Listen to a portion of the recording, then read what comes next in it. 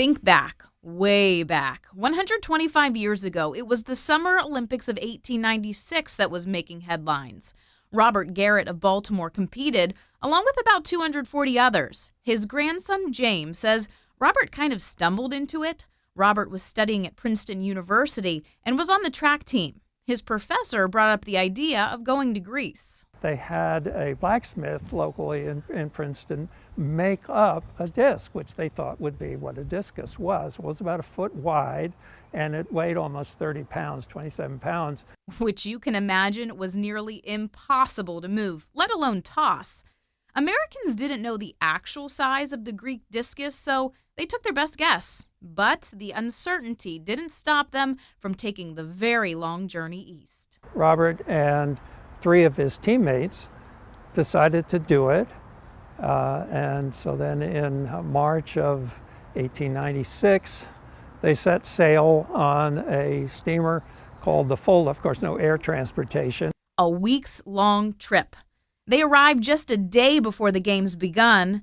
Turns out the Greek discus was only about 6 pounds and half the size. And on Robert's third try, it ended up going about 6 inches further than the Greek champion. James says Robert went on to win the shot put too and place second in the long jump and the high jump. But Robert's passion for athletics didn't end after the Olympics. He was very dedicated to providing opportunities for young people throughout Baltimore and the country to have the opportunity to really participate in sports. And so, in fact, he developed the Playground Athletic League here, which eventually went into the Department of Recreation. He was chair of that board for many years.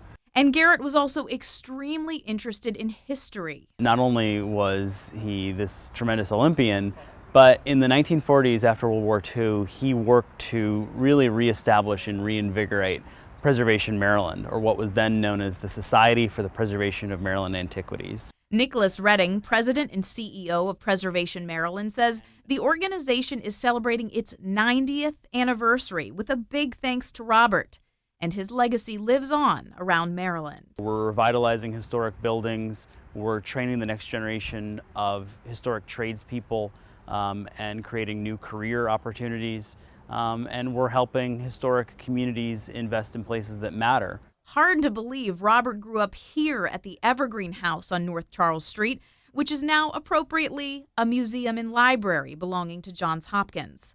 Robert Garrett became known as the last first Olympian, passing away in 1961, but he's left a long-lasting mark on the communities and people in Maryland and beyond. Reporting in Baltimore, Lacey Griffith, WBAL TV 11 News.